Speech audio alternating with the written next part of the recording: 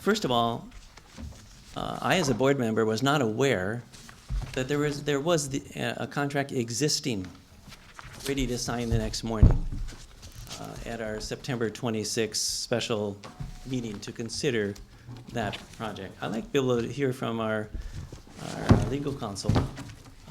Did you have that contract in your possession that evening? And if so, why didn't you reveal that to the board? Well, the contract was here that evening.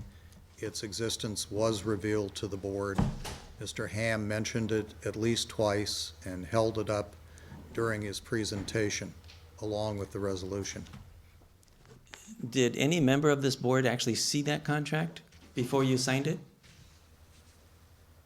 Before I signed it as Yes. approved to form? Before you signed that contract? Your name is on the contract the next morning. Yes, correct, as approved to form. So the question is, did any of the board members see that contract before it was signed? I don't know. Well, can I ask if any board member here saw that contract before it was signed? I did not see that contract. So I assume if you don't say that you saw it, that you didn't see it. Is that right? We have standing policy that contract contradicts. Clearly, I've read through it. It's still standing policy that's posted on C-Trans website that says none of the 0.7% sales and use tax shall be used for any aspect of the CRC project. That contract violates that policy. How can this board delegate to staff the reversal of a policy? Is that legal? Well, if I'm understanding your question correctly and this resolution, that statement is incorrect because the 7/10 that currently exists includes the originating tax that was passed and approved when the agency was formed. There were no restrictions with regard to the utilization of that. When we went to the voters that the local revenue would not be used for high-capacity transit at the time, because when we took this to the voters, there was 2 times we went to the voters, and one was in 2005 and the other one was in 2011.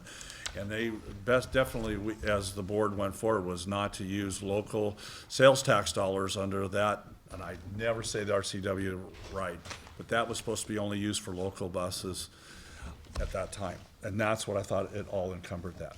We can't use any of that revenue for the C-Tran or for any aspect of the CRC project. So since that's still a standing policy, the question is, the staff established, did the staff establish a new policy in contradiction with this when they negotiated and signed that contract without our knowledge? I'd have to say at this point, I don't know. Because my understanding, and Commissioner Medor, bear with me since I'm hearing this for the first time, that it was my understanding that in referencing the 2011 election, it was made clear that any increase in our sales tax percentage in that 2011 election would not be used for light rail. My recollection, and it could be flawed, was that any sales tax imposed before that period of time was always for general purposes of the agency. And That's the best answer I can give you at this point. I'm going to say, so it sounds like that was done, that there was a policy change done on that day with that vote, so that the policies can change, and that was done prior to the special meeting that was held on the 20th. Correct. I'd like to have some clarification. The old policy no longer stands? That's what it appears from the legal counsel. I'd like to have some Commissioner Medor. clarification. Commissioner Stewart, when you made that motion and it got passed, we understood, at least I understood, that that was to somehow get information and bring forward a staff report to us. That was the extent that I thought you were authorizing that.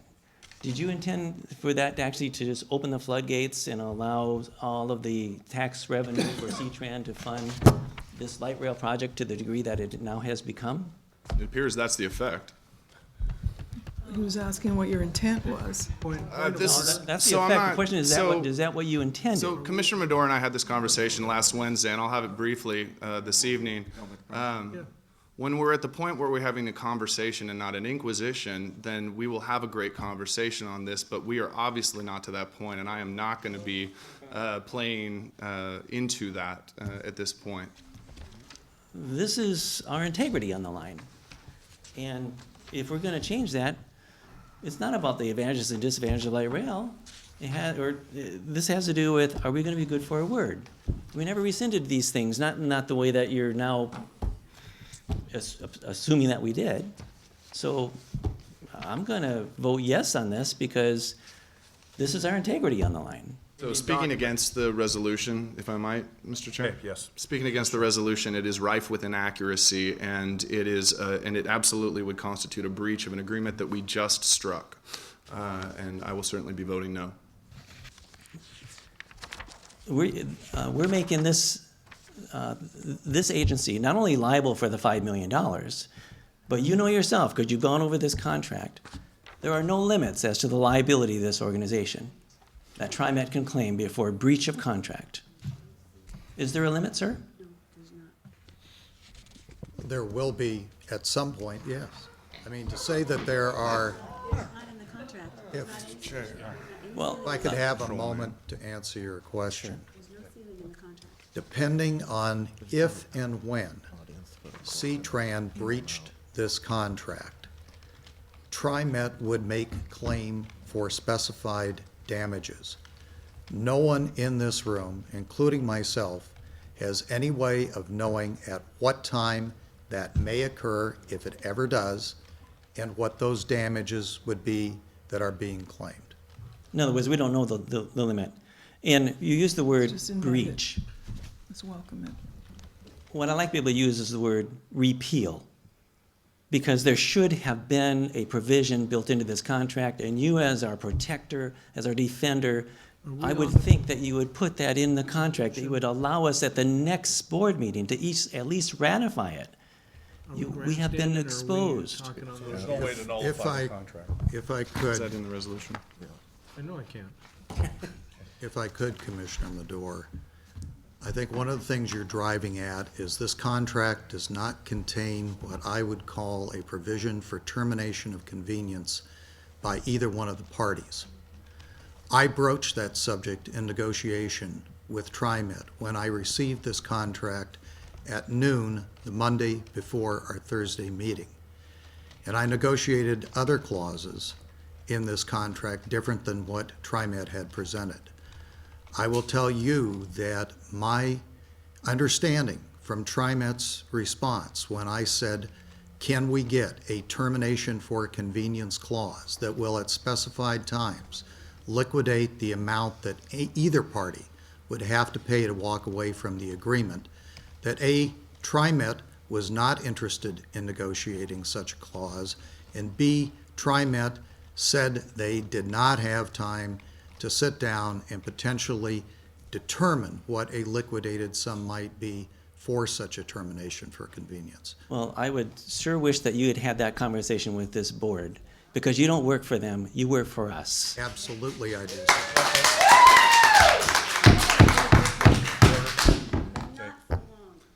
So, Mr. Chair, and this is what we get, is the political grandstanding that's going on, speaking directly about elections and what's going to happen in elections in November. First of all, you don't know what's going to happen in elections. None of us does, as to what's going to happen in elections, no matter how much money you spend. So ultimately, for you to claim that you know about that, I think is inappropriate.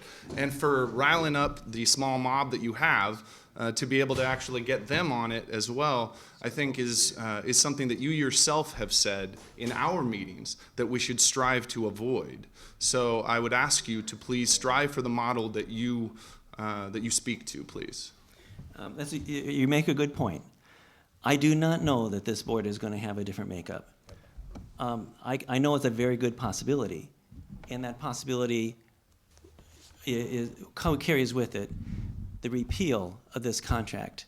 And if this board does not allow the patience to wait for the new board, maybe it's going to be the same board, we don't know. to make some provision. At that point, we're, 3 months down the road?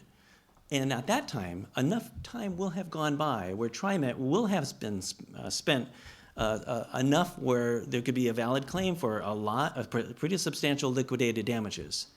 But from the 26th until today, this is the first opportunity that we've seen the contract, that we've been able to actually talk about it. This is an opportunity for us to say, wait a minute, at least we need to ask for an opportunity to repeal it. And even if you have to determine that, well, fix a certain amount that will cost us to get out of this contract in January, do something to leave a door open for us. I attempted to do that, Commissioner.